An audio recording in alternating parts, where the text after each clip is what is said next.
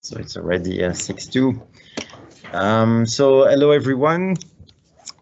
We have a little bit problem with the microphone, so we're going to use the microphone of the computer here. There are people sitting in the room. I'm going to say hello to you. And here online we have 17 people following us. So my name is Christian Hermans, and you are on this channel to follow the first workshop session of the Brussels Institute for Advanced Studies. This is a joint program between Vrije Universiteit Brussel, VUB, and Université Libre de Bruxelles, ULB. And for this first edition, the theme is the past, present, and future of food, climate, and sustainability. The two BrIAS directors are Frank de Koning. So if you follow the live event tomorrow, he will give an introduction speech. And for the ULB side, it is Sergio Main. So the two programs director are Paul Erdkamp for the VUB side and myself for ULB. And we have also some co-directors, Nel Mullenaar and Fritz Heinrich for VUB, and David Canella, my colleague, for ULB. Annette Hansen, she moved, is our administrative support manager, and she had quite a busy time preparing the program and getting the fellows here to Brussels, so we can give her a warm thanks already for the work she's accomplishing. So tonight we are hosting 3 speakers around the transdisciplinarity in crop and food sciences. Their presentation will be 30 minutes. Our first speaker is Seth Murray. He's coming from far overseas, from Texas University. Our second speaker is Amaury Beaugendre. He's actually a PhD fellow from FNRS. He's a local. He's from ULB, from the agroecology lab. And our third speaker will be Christophe Snoek. He's from the VUB University, the Department of Art, Science and Archaeology, and also at the same time the Department of Chemistry. These are the affiliations. So after the 3 presentations, you will have time for questions. So we ask you to mute the microphones during the presentations, and you can write your questions in the chat. So at the end, I will read your questions to the speakers, and we will alternate with the questions of the audience here. I think with this we are good. So I hope on your side you can hear me well. And our first speaker is Professor Seth Murray. So he's coming from the Department of Soil Science and Crop Sciences from Texas University. Seth, the floor is yours. Okay, wonderful. Thank you. Oh, does our clicker work now? Or we do, mouse. Okay. Thank you. It's been great to be here so far. Really appreciate all the hospitality from Christian and Annette and everyone else. Really excited to be here.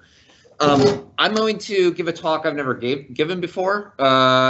Given what BrIAS is, and given that this is the first talk of this semester of BrIAS, I tried to do something ambitious, which could either turn out well or could turn out poorly. I'm not going to talk a lot about the science today. I'm going to save that for my next talk, which I think is next week or the following week. What I want to talk about more is culture and the interaction of transdisciplinary work. And hopefully everybody can hear me today. Let's see if I can. Did I screw it up? Just a moment. Okay. Well, while Christian is doing this, oh, we don't have any chalk. There's what? Somewhere it's hiding. So I have a couple sort of survey questions that are up on this slide. If you log into www.sli.do and put in the event code BrIAS 22, we can have a survey, and hopefully that'll help facilitate some discussion at the end of the 3 talks, I hope. So for those of you, if you, any chance you know where the chalk might be hiding? Christian? I'm testing. Okay.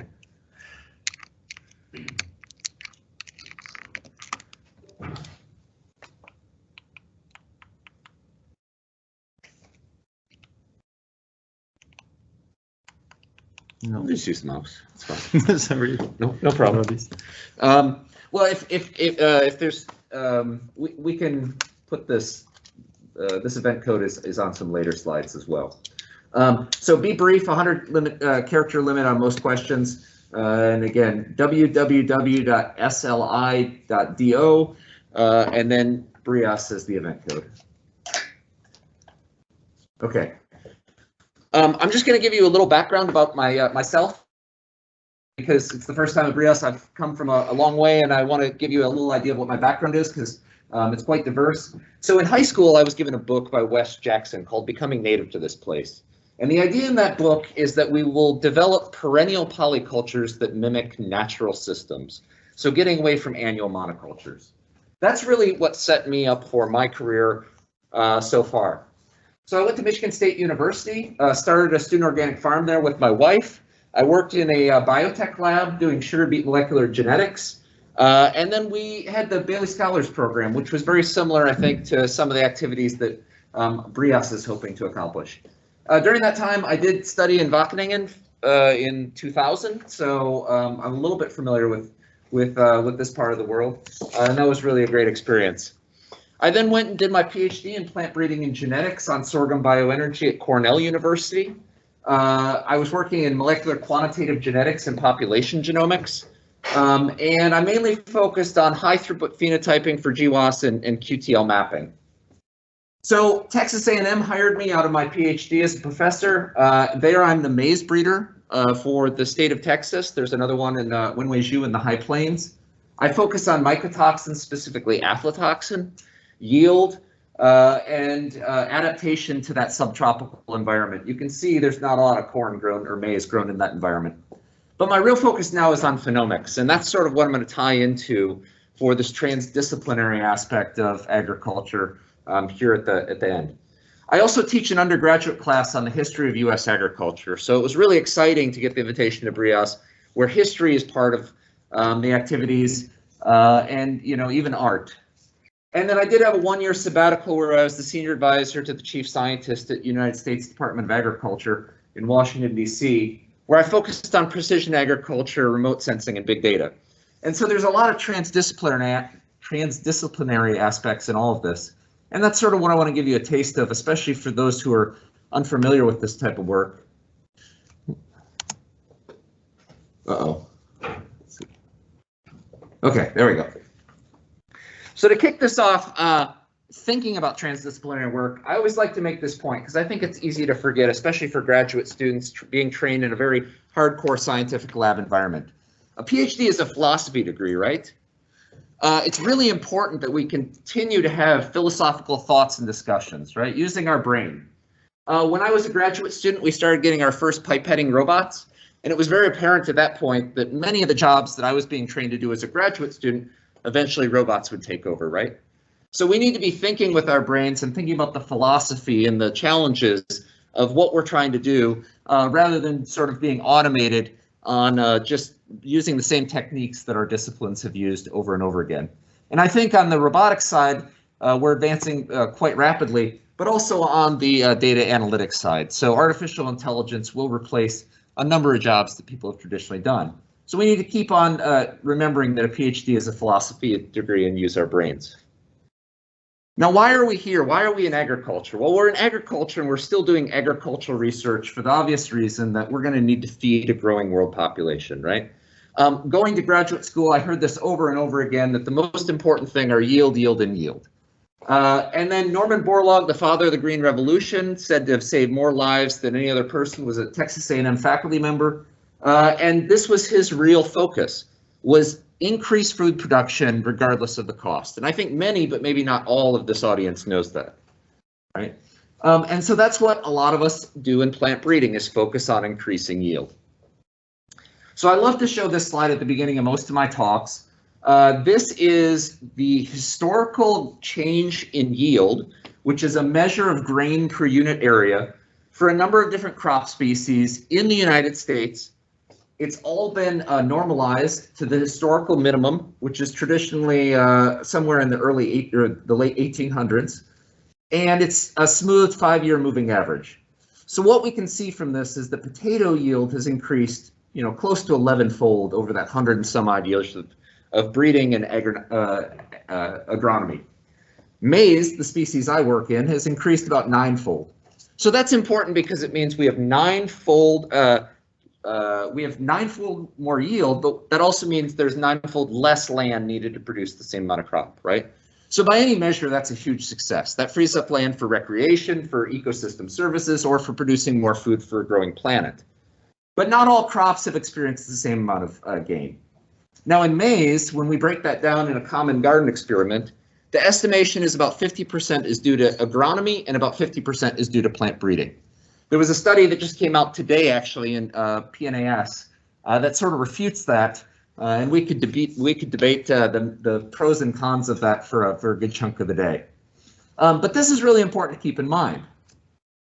Now, maybe some of you have seen this infographic of life-saving innovations, but the Green Revolution, actually, they place somewhere here. Synthetic fertilizer is actually what they say is the most life-saving innovation known to man, right? Even greater than identifying blood groups and having blood transfusions, or even greater than vaccines and germ theory. So there's a lot of technology that has worked so far to increase yield, right? And as we're thinking about transdisciplinary activities, some important questions are, who developed these, right? When we think about synthetic fertilizer, we think about Haber and Bosch. We think about two people, that lone wolf scientist that came up and solved a major challenge. Well, for the most part, most of those easy to answer questions, not that that was easy, but most of those easier to answer questions have been solved. So the questions we have to deal with now are much more complex. The things we have to grapple with involve many more stakeholders, right? And oftentimes it's going to be a team. And then when we look at something like crop domestication, that obviously did not occur with one individual. That occurred with a culture, right? Many have unnamed farmers in our history. So that probably had more life-saving innovations than anything, but we just have trouble attributing it to any one person. So I think many of you know, I think Belgium and the Netherlands and Europe in general are doing much better than the United States in considering how improvements other than just yield are needed, right? So we need to reduce our input use.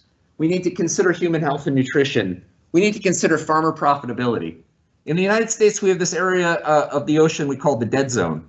And it's mainly because many watersheds drain high levels of nitrogen and phosphorus, polluted water.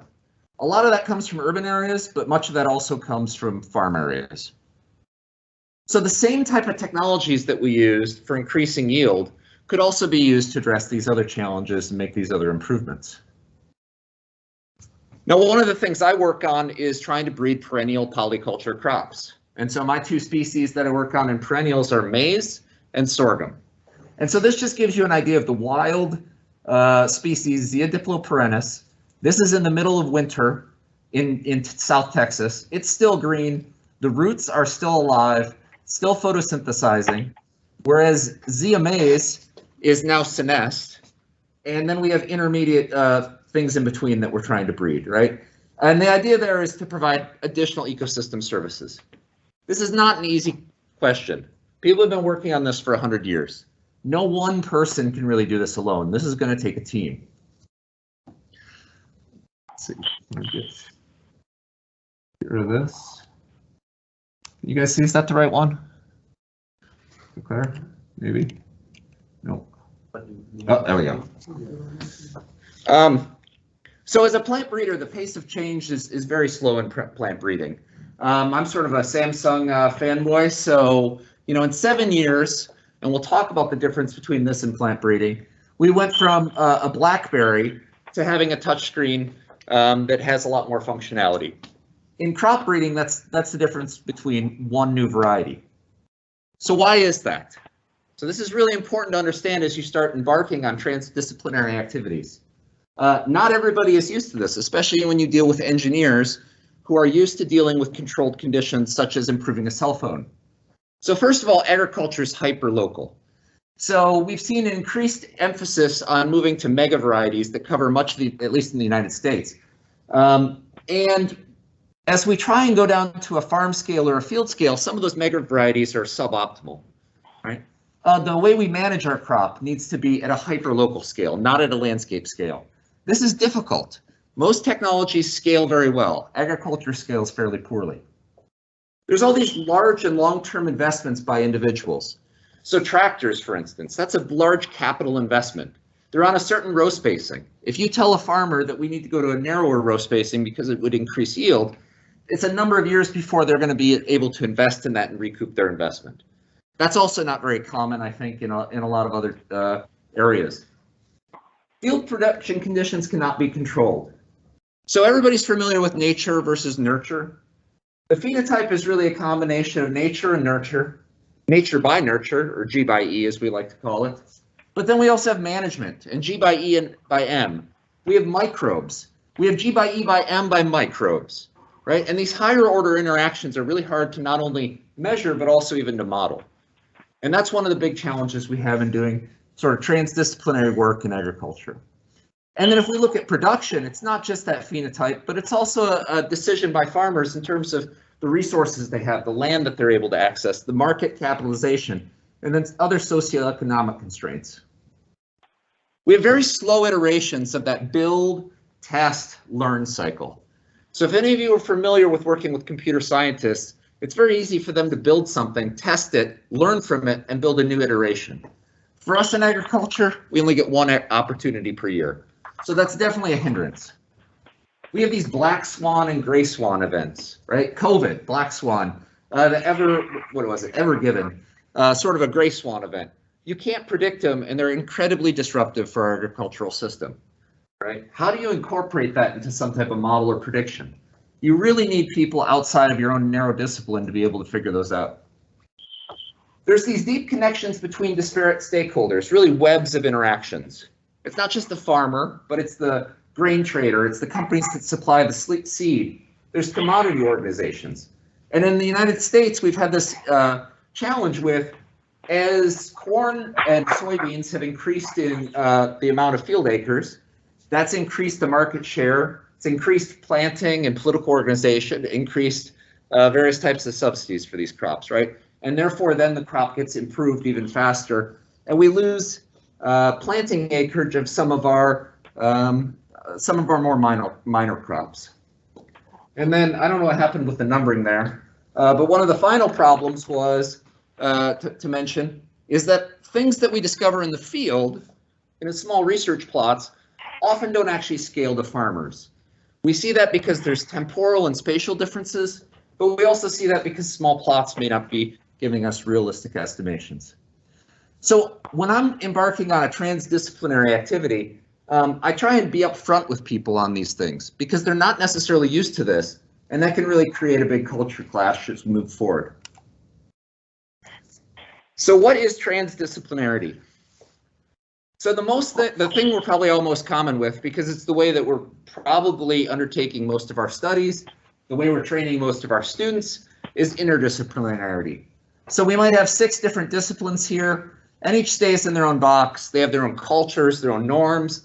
You know what's expected, and you're making traditionally incremental improvements on there. That's not going to solve the big challenges we have in agriculture. We have multidisciplinarity. In this case, we're working together, but we still stay in our different roles. You know, it might be phone calls, or it might just be a couple presentations. Now, as we move into cross-disciplinary interaction, we work together a little bit more closely. One of the keys is, especially on the data side, is we agree on standards. We agree on what we're trying to achieve. This is where we start to get a little more rubbing up against each other and maybe some more transformative interactions. Now, interdisciplinary is probably where we see the biggest movement and shift of interest. So in this case, we're actually working together to integrate our disciplines. The easiest way I found to do that is with some type of broker like a graduate student or a postdoc shared between different disciplines, right? Especially when I'm sharing them with a statistics colleague or a computer science colleague. There's also these more informal interactions. So I'm guessing that's maybe how BrIAS might, a lot of the BrIAS interactions might occur.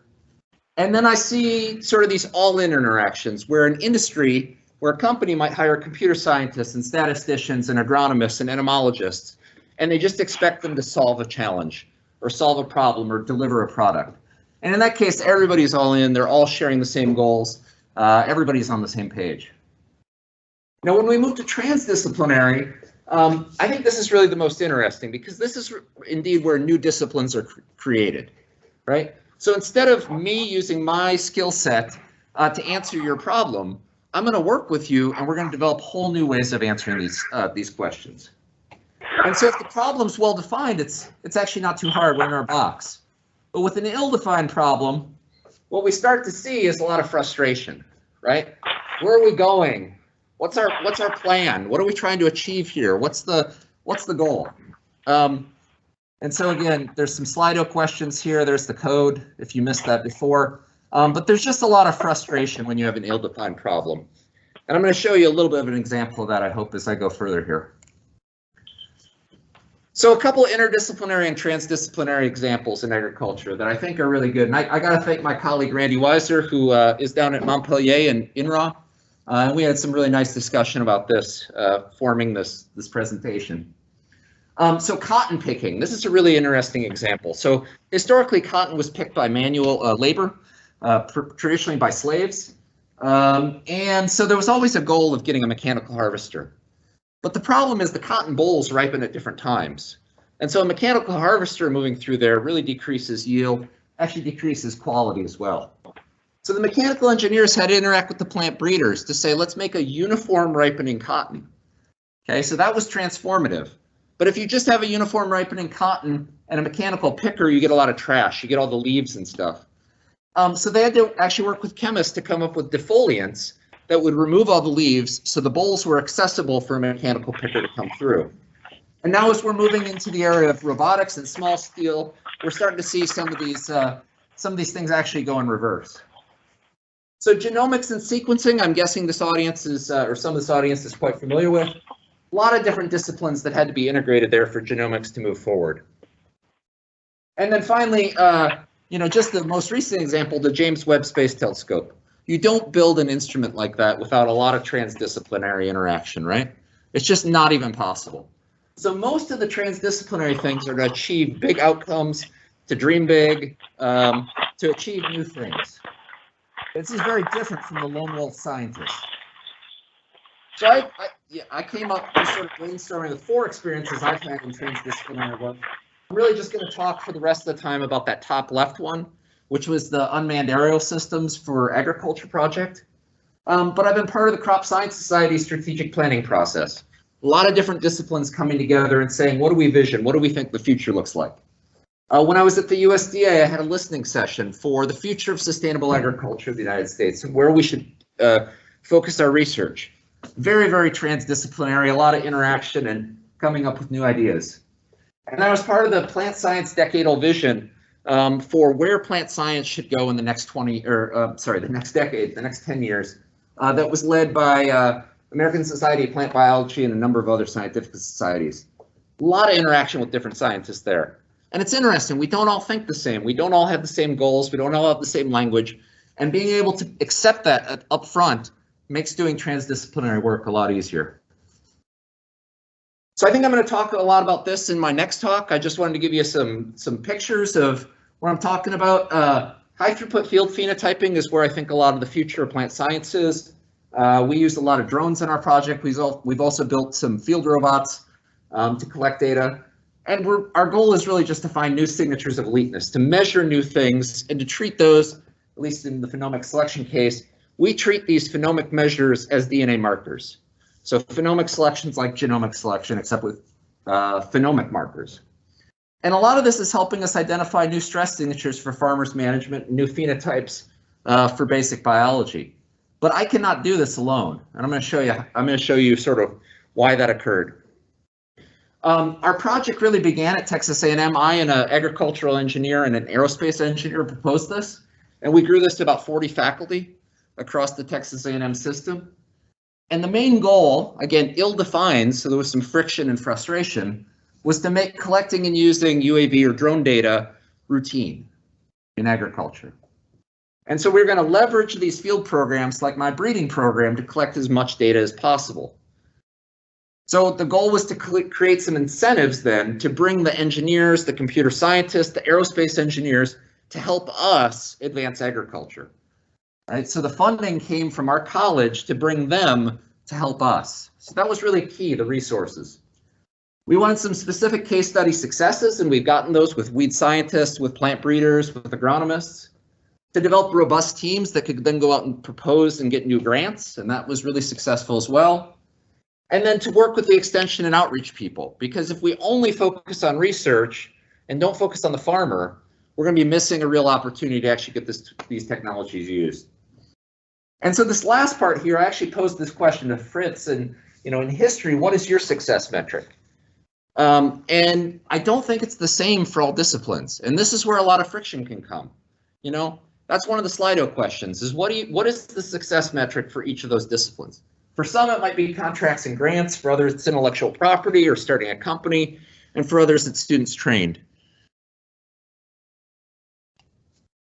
Okay, so again, I'll probably go through this in my next talk. Just want to highlight how complex and how transdisciplinary this was.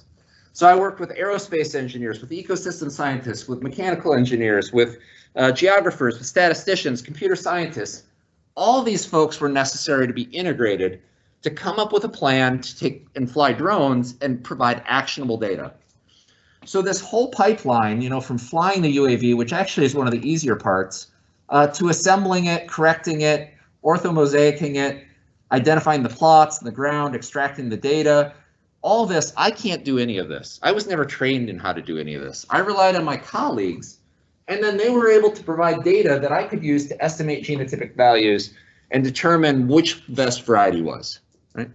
So that was not simply a multidisciplinary. It was we had to work with each other through the whole process to understand each other and come up with something that was actually going to work and deliver results. And this was published in the PLOS One paper that describes the project. And one of the things I want to point out here that's so key, and I think we often ignore, is the administration. Somebody actually to coordinate, make sure that we're hosting or organizing monthly meetings. Because especially the more diverse your disciplines are, the more important it is that you have regular meetings and actually interact and interface with each other. Because it's too easy just to say, oh, I'll let my grad student take care of that. And then those things don't always happen. But it was an integration of all these disciplines. And you can check into that project if you want. It's probably one of the more successful projects we've had over the years at Texas A&M.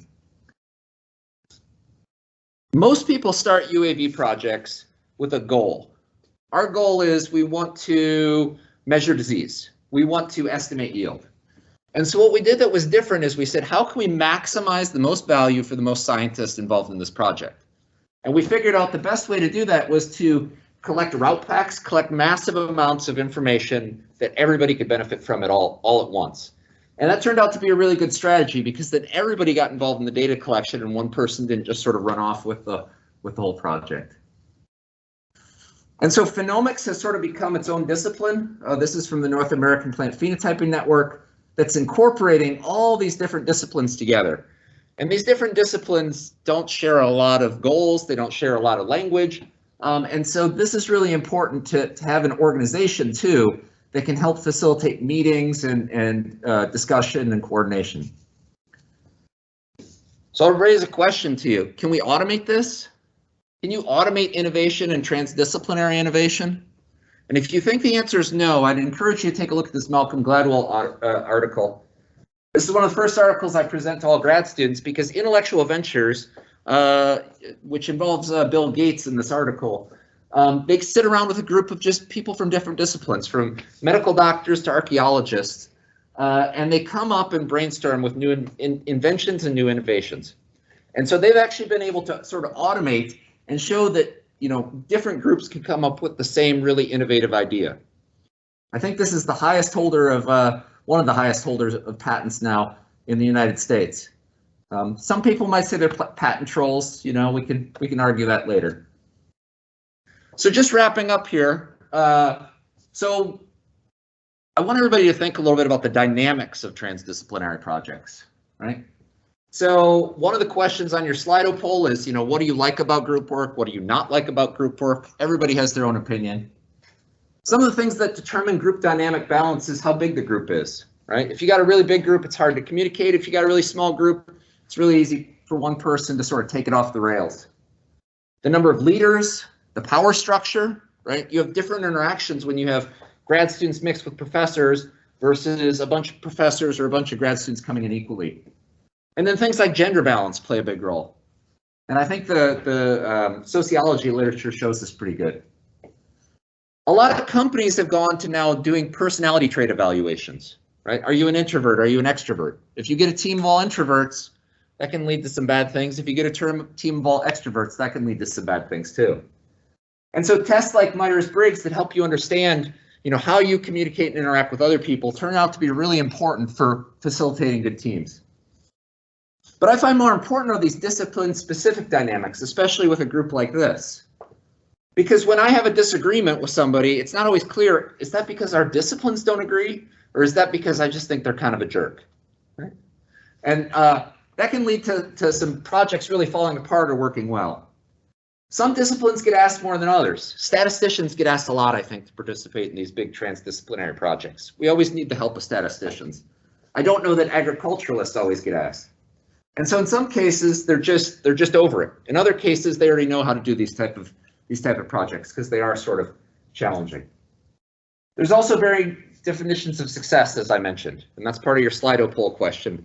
I think if you can see the results, you'll probably see that the group in overall already sees that there's some different definitions of success.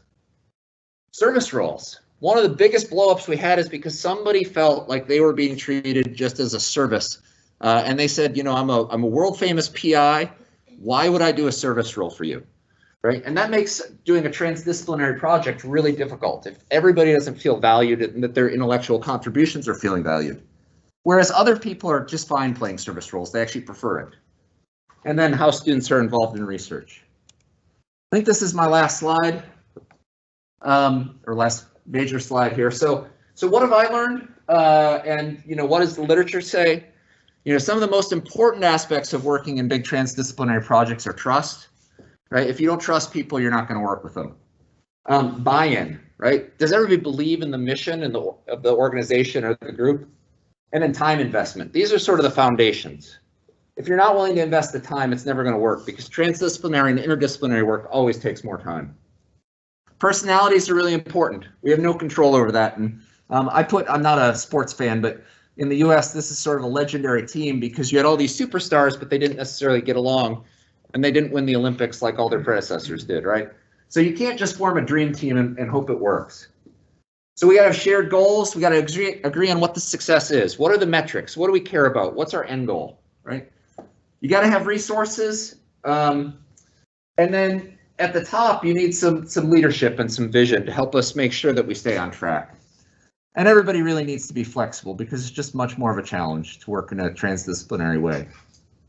So with that, this is just a standard acknowledgement slide, not necessarily specific to this. Hopefully I'm not over time, but thank you all for your attention and I'm happy to have some discussion.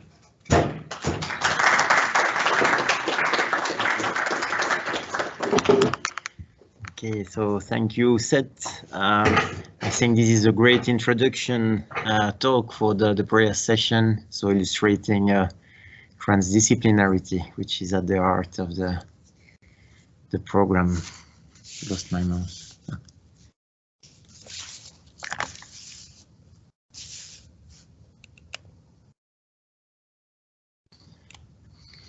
Okay.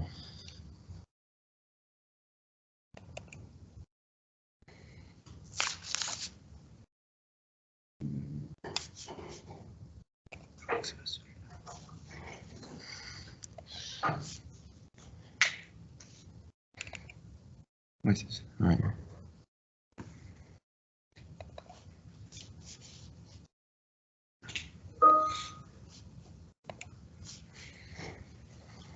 So in the meanwhile, when we open the next session, so Frank is congratulating you, saying it's a great talk. Different disciplines may use the same words, but with meanings. Did you experience this problem? So that's going to be a question for you later. You can already. Okay.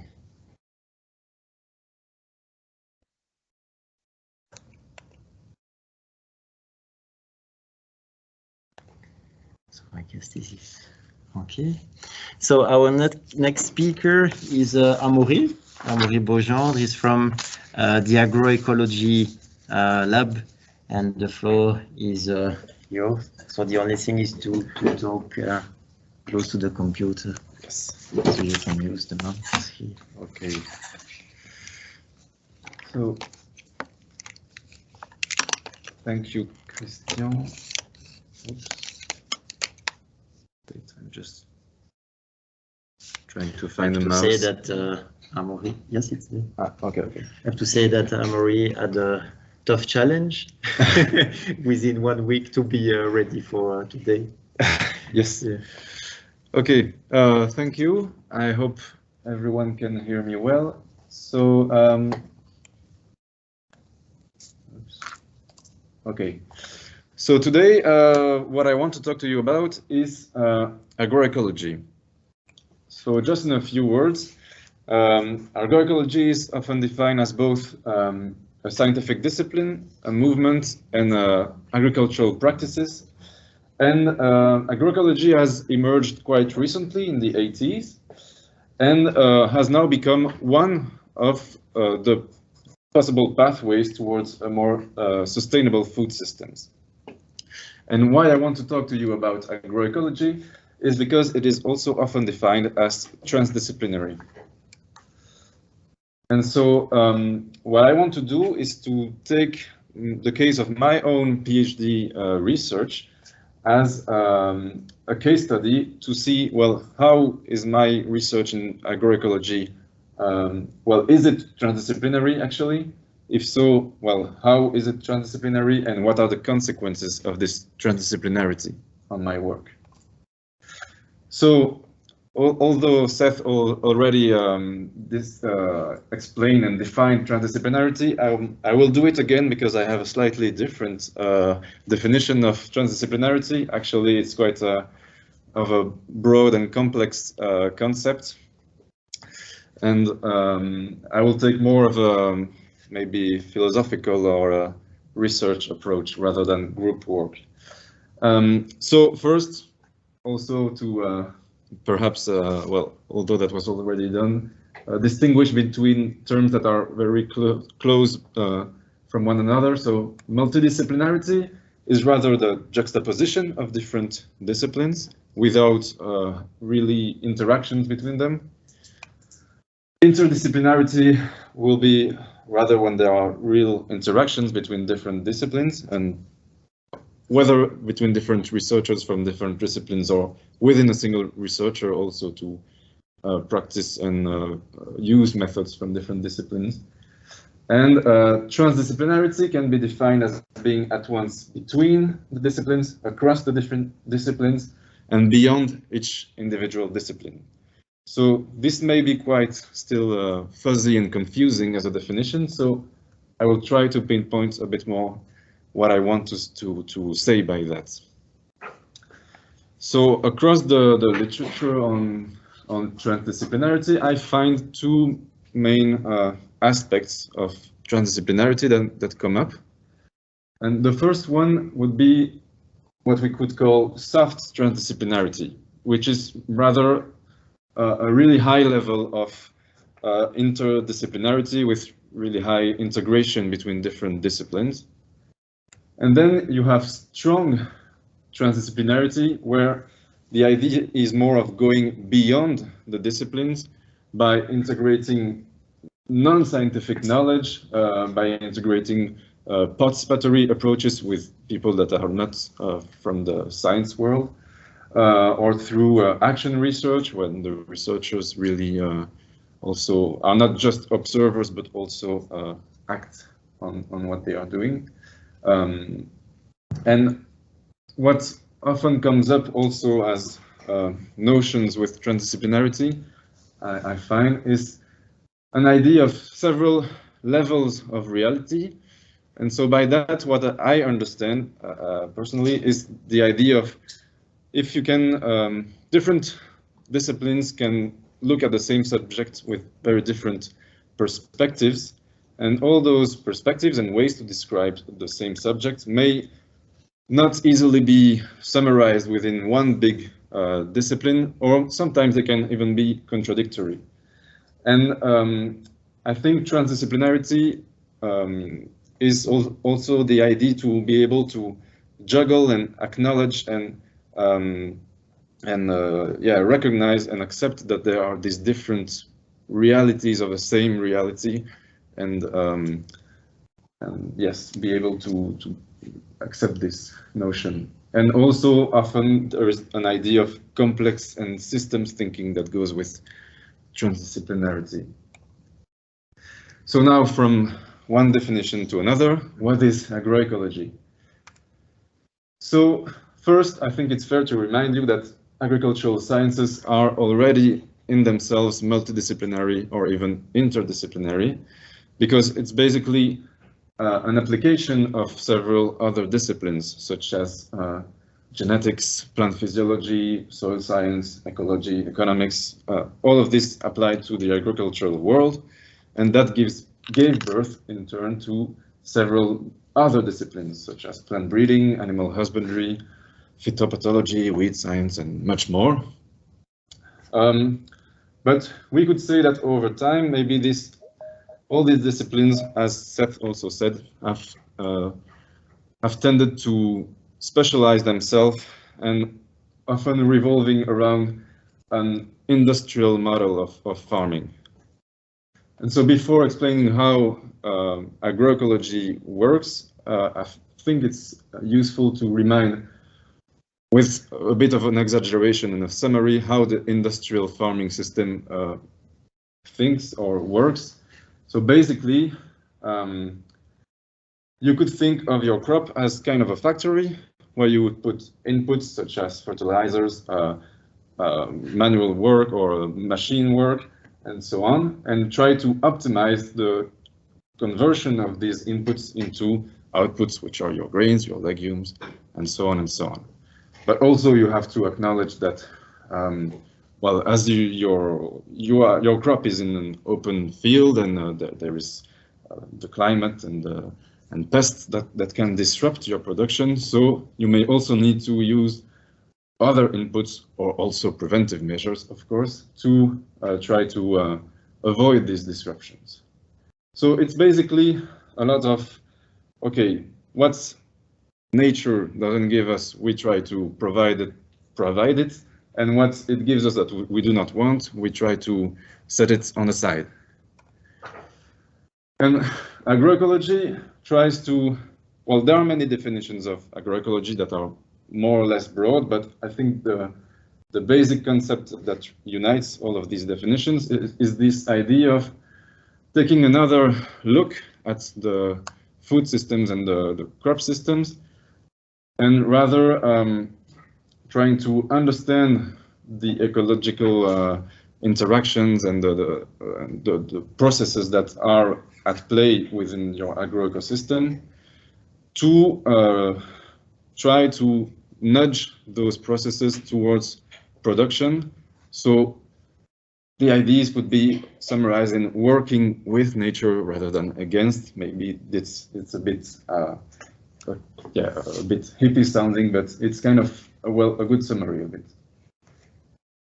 So with this idea of just applying ecology and ecological concepts to the agroecosystems, you have already this notion of a kind of complex and systemic view, because ecology is really a science that is about interactions and systems. And also, agroecology wants to broaden this view to integrate also the economic and social and political perspectives of food systems. And it really wants to for researchers to try to think about it, keep it in mind at all times if possible. So in this sense, agroecology is interdisciplinary at the very least, because it really strives to integrate agricultural sciences with ecology, with social sciences, and much more. But it can also be very transdisciplinary, or at least a lot of authors really encourage this through the idea of acknowledging and integrating local and peasant knowledge, also through encouraging participatory research, or even the political and social engagement of some of the researchers. So that was agroecology in theory. Now, what about it in practice, or at least in one example? So my PhD research is about heterogeneous varieties for bred wheat here in Belgium. So a bit of context. So today, if a farmer wants to sow a field crop, he usually needs to buy first some seeds. And for these seeds to be available on the market, first a variety must have been bred by professional breeders, and then it has to be subscribed to the European catalog. And in order to be subscribed, it has to answer to a lot of conditions and regulations. One of them being the perfect or near perfect uniformity of these varieties. So within a variety, all plants must be identical. And so because of this breeding system in Europe, most of the offer is really targeted towards conventional or industrial agriculture, even though this is changing slowly. But as a result of this, there is today a demand for more organic or agroecology adapted varieties. And so in Europe and in the world, there has been several alternatives that have been sprouting in both in the research area, but also within farmers' networks or NGOs and so on. And one of them is this idea of heterogeneous or diversified varieties.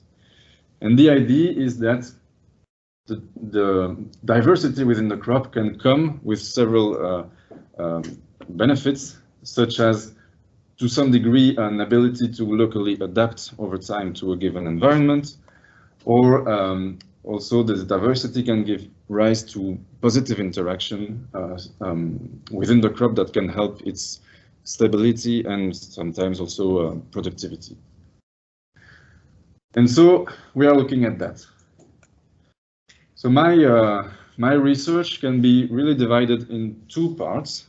On one side, I have the really standard scientific approach with agronomic trials and so on. And I also take part in a participatory breeding project.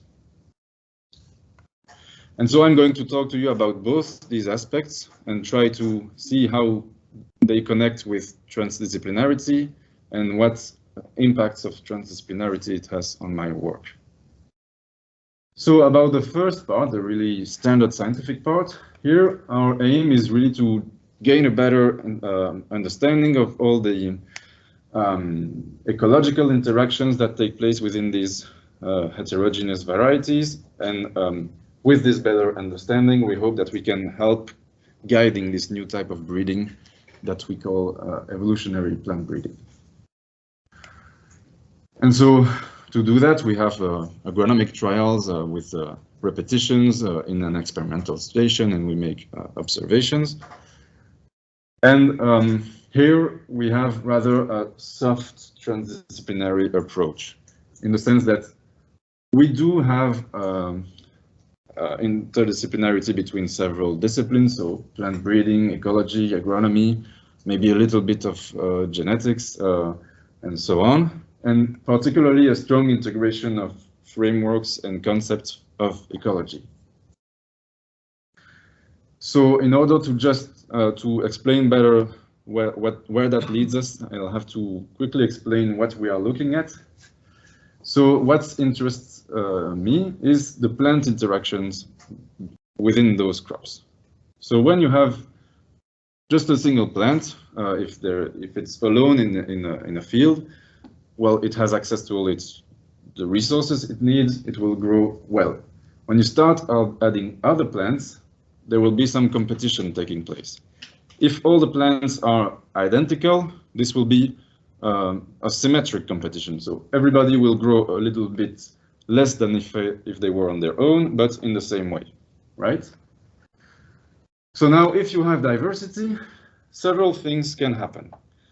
One is, for example, if your green plant here is much better than its neighbors at taking over the resources in its environment, it will grow better, but its neighbors will be kind of, their growth will be hampered, and so you will have asymmetric competition. Another thing that can happen is if you have complementary characteristics between your plants, this can have beneficial effects over the whole crops, whether in terms of yield or of ecosystem services or other things. And then you can have compensation, where here the idea is that if you have plants that do not have the same sensitivity to environmental pressure, such as diseases or cold winter, well, if you have a given disease, and you have one plant that is particularly sensitive to this disease, well, it will not grow as well because of this. But if its neighbors are resistant to this disease, well, they will be able to take over part of the resources that were left behind the sensitive plant. And overall, this will compensate for the losses of this plant, and you will have a more stable crop. And so what we want to understand is that, okay, we have to know that all of these interactions can happen at the same time. But what we want to understand is how we can tip the balance towards those types of interaction rather than this one. So the basic research question which you may have is, what do we mix? But quickly, you have to think, and especially ecology helps with that, because with this idea of you have to think of your crop as a system with interactions, and kind of as Seth already said, you can not only think about your variety, your crop, but you also have to think about the impact of its environment. And so, for example, this balance of interactions can also be affected by the environmental pressures it will be subjected to.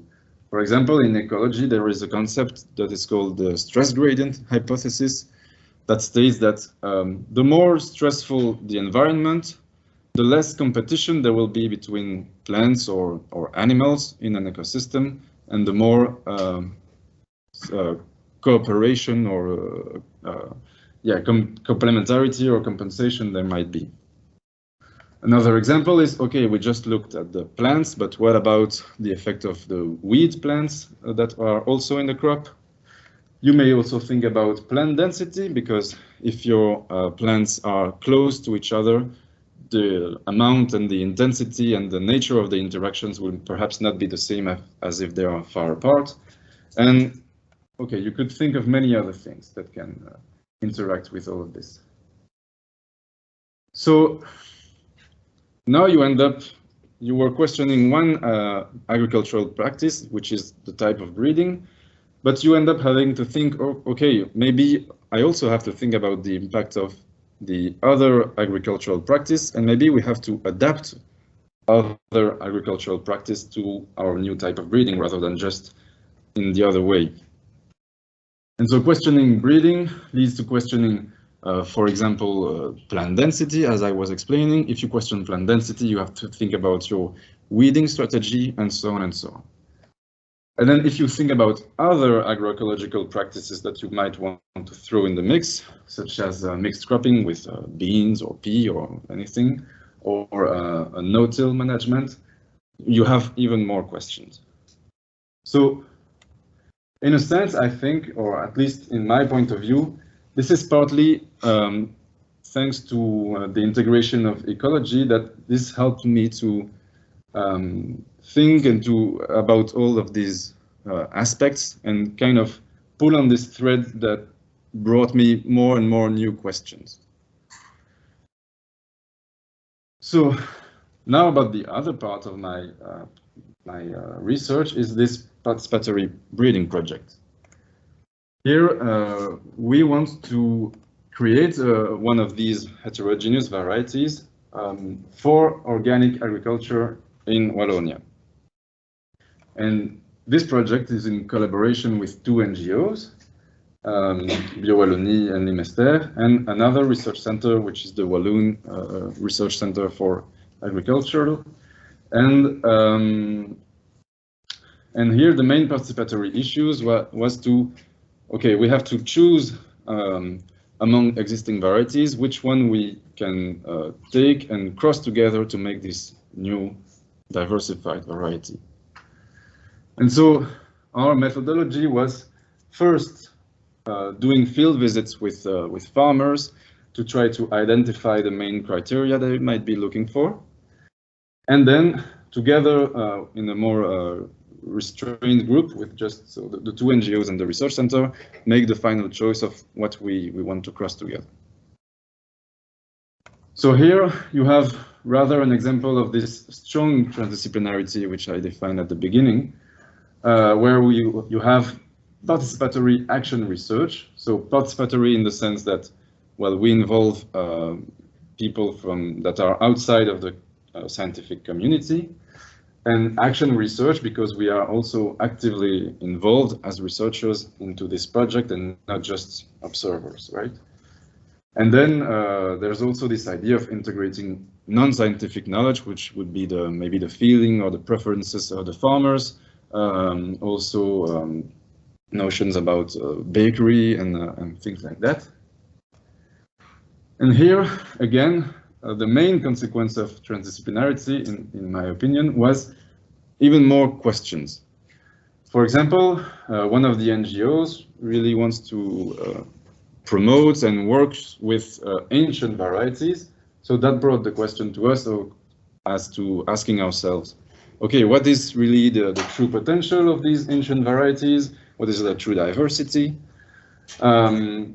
Another question was about bakery. So we had bakers in one of the NGOs. And so we have to think, okay, are we aiming for artisan bakery or are we aiming for industrial bakery?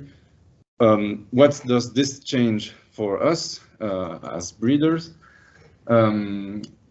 Also in terms of more practical terms, we also have to think, okay, so now we want to create this heterogeneous variety. What do we have to think when crossing the varieties? So how do we balance the diversity with the performance of the varieties? And much more questions. So to conclude, first a quick recap. So as I said, in my research there were two main aspects. The first that was more of a standard scientific approach, that, as I said, was more of a soft transdisciplinary approach because it stays within the sphere of science, really, or the science world, and it's rather restrained to the field scale. And then we had this participatory breeding project that went beyond the discipline and was more looking at the food system scale. And both approaches, partly through the transdisciplinarity, brought new questions that in turn could feed our research, help us reorient some of our research questions, include some notions that we had not thought of at the beginning, and so on. And to me, that was, in my case, one of the main advantages of transdisciplinarity. So now, before I leave you, just a few words about, okay, was this transdisciplinarity in my work really a consequence? Was it stemming from agroecology in itself, or was it just a way of working and I want to share some thoughts about, in myself, where did this transdisciplinarity stem from?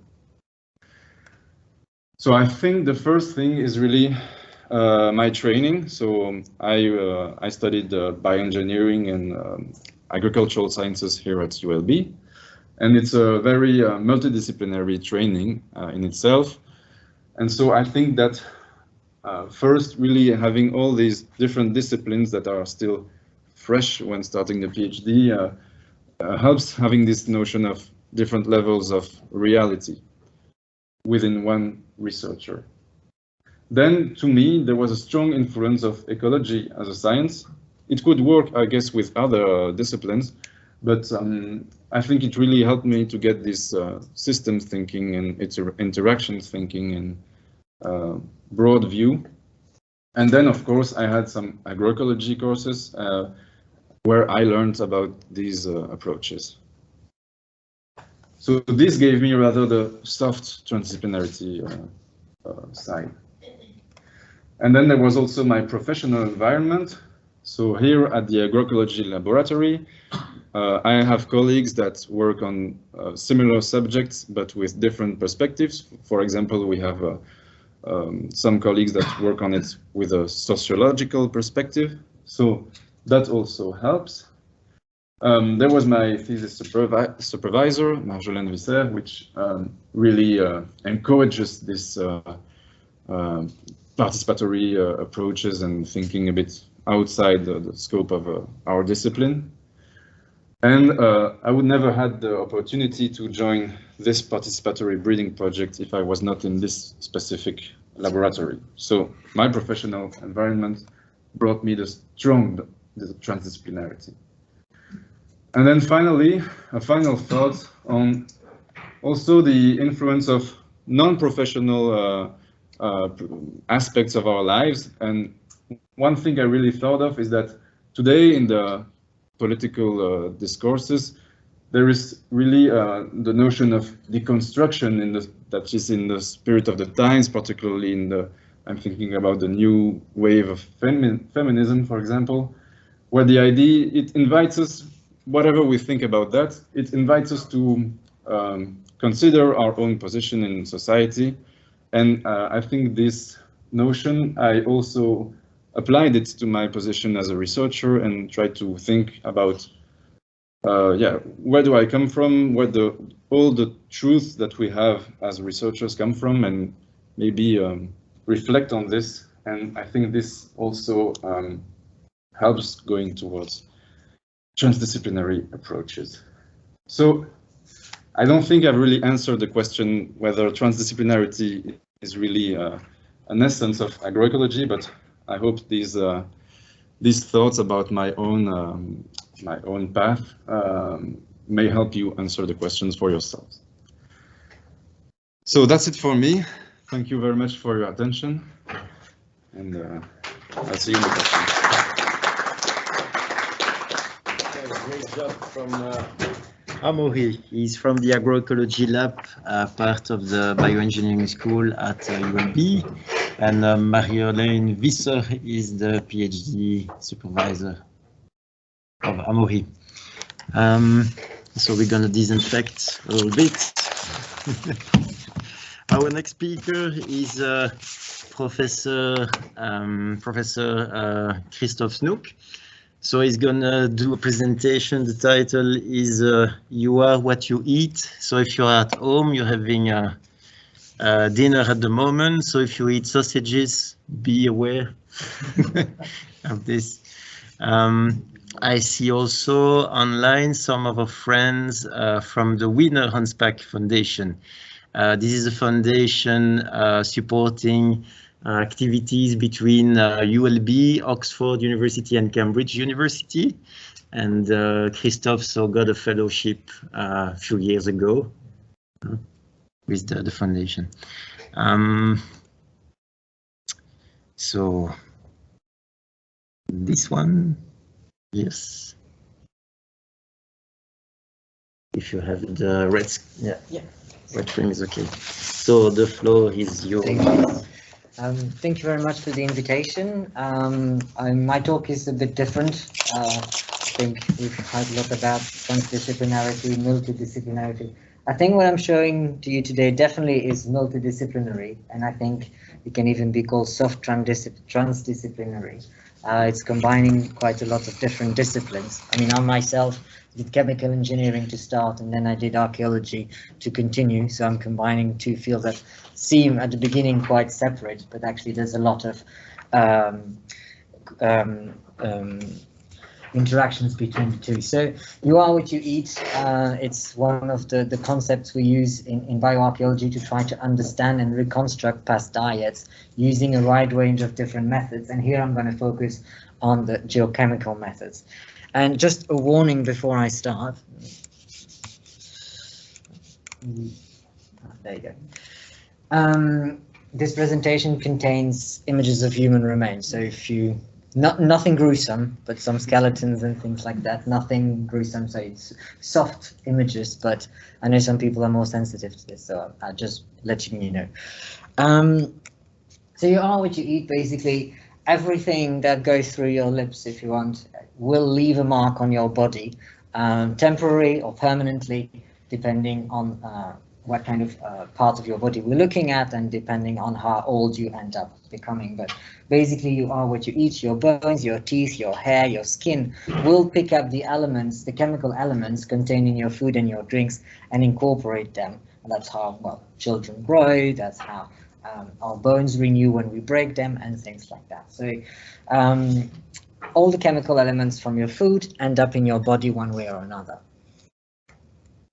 And there are in bioarchaeology, when we are trying to reconstruct diet, there are three main groups of food that we look at that we can differentiate in a way. One is fruit, vegetable, carbs, basically a vegan diet. If you would focus exclusively on that kind of food, would be kind of a vegan diet. And everything that's meat, and by meat I refer to terrestrial animals, so everything that's terrestrial animals and animal-derived products. So here, in our studies, we do include everything that's cheese, milk, as animal products, as meat. It's difficult to make the difference between the two with the parameters we have, and that I'm going to show you later. So they are mixed together. And then we have everything that's fish and marine-derived products that have, again, a different impact on the chemistry of our bones and our tissues. And why is that? Well, one of the things that has an impact on the composition of our food is trophic levels. So where do we stand in the trophic chain? What do we eat specifically? So you have the plants, and we've heard a lot about the crops, and they are at the base of the food chain, whether we are talking about animals or humans. Crops are a very important part of our food, and that's why it's very important to look into them as well. And here they represent the base of the food chain. And then we have omnivore herbivores that will consume the crops, the grass, depending if we're looking at humans or animals. And then we have the carnivorous, which will eat the animals. And so we have here three different levels on the terrestrial trophic chain, as we call it. What makes it a bit more complicated is when we look at the marine trophic level, and there it's much, much longer. So we had, basically, we can summarize the terrestrial food chain to three levels. When we're looking at, I mean, it can be a bit more complicated than that, of course, but overall, we can look at the plants, the crops, the herbivores, the carnivores. But when we are looking at the marine trophic levels, there are much more potential levels. And that also has an impact on the composition of these beings. So you have the seagull, the plankton, the small fish, big fish, sea lion, and then the orca. They're all eating each other. And every time something happens to the chemistry, and I'll come back to that in a minute. But just in marine environment, the food chain is much longer, and that can help us understand what people were eating in the past because of that.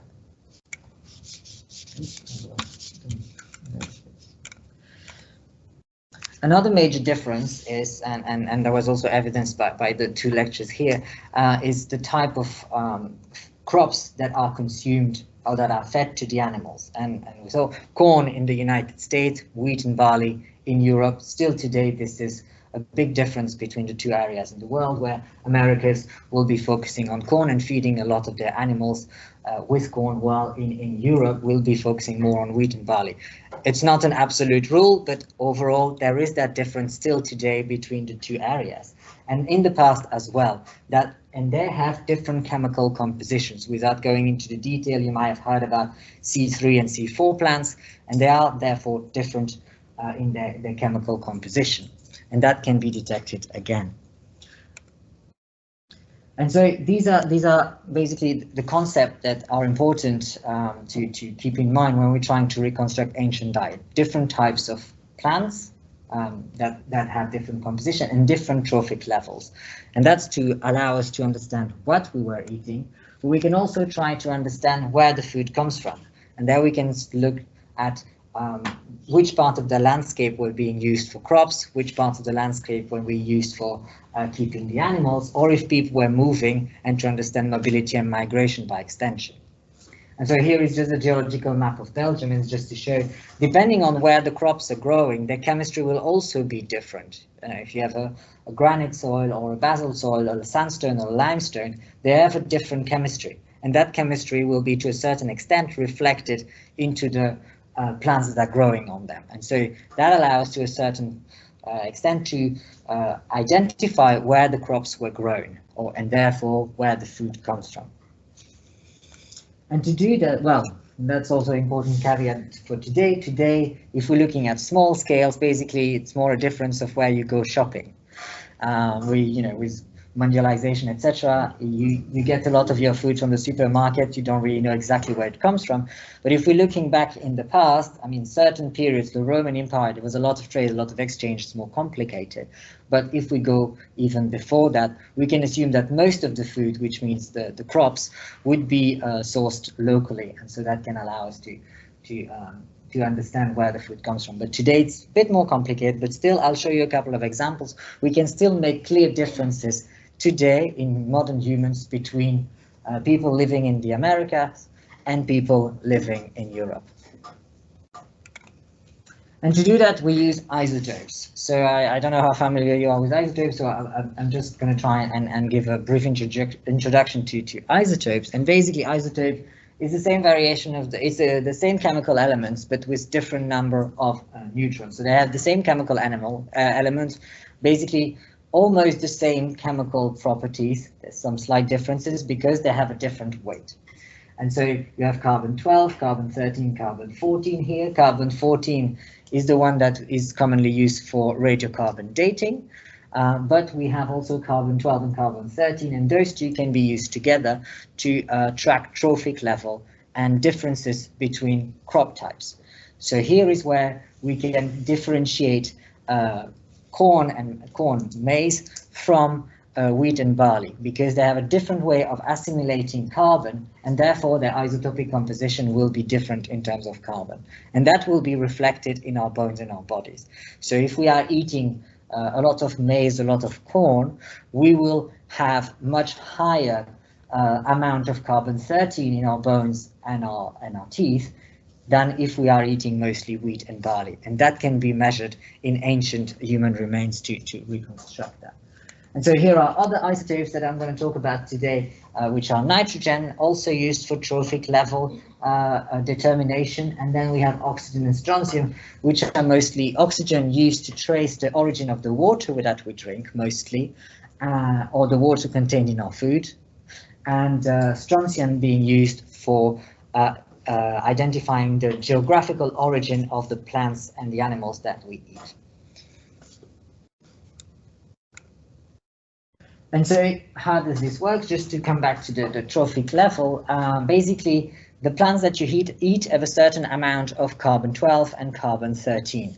They have a difference in mass, which means that in your biological processes, the fast processes like transpiration will use the lighter isotopes, but your bone formation and your teeth formation, which is a slow process, will be left with what's over, which means carbon 13 majority. So the higher you go in a trophic level, the more you retain carbon 13. And so if your trophic level of an herbivore, you've retained a certain amount of carbon-13. If you're a carnivore, you will retain even more because you're eating something that's already richer in carbon-13. So every time you go up one trophic level, and that can be detecting both in the carbon and both in the nitrogen isotopes. And that's why if we come back to the fish trophic chain, which is much longer, you end up having much higher values if you eat high predator fish or you eat, well, we don't eat sea lion that often, but that's where we can use these isotopes to try and reconstruct where we are in the food chain. And so what we often see is when we study ancient humans, if you match the herbivores from the environments or the wild animals, you will be considered to be a vegetarian or more likely a vegan, because a vegetarian, because it's consuming eggs, milk, cheese, all those products are already enriched because they're going through the animal first, will not appear as a herbivore but more as an omnivorous. But a vegan will clearly appear as a herbivore on these isotopically, chemically speaking.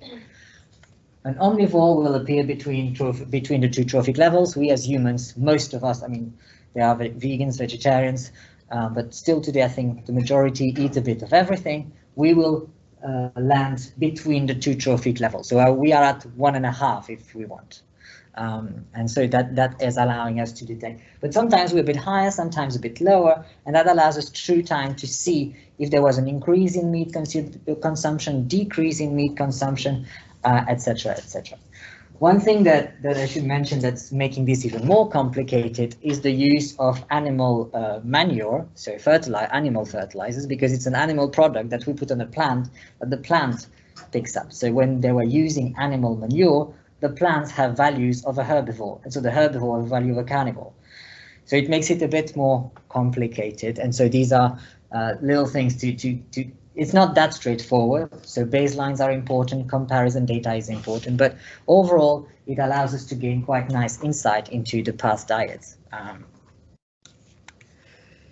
So here is a bit of a summary of what I've explained so far. You have the terrestrial food chain that is quite low. You have the values that you obtain for nitrogen isotopes and the values that you obtain for carbon isotopes, and these can be measured in any organic part of our body, whether it's hair, whether it's bone collagen or skin. They can be obtained from all of these different organic fractions.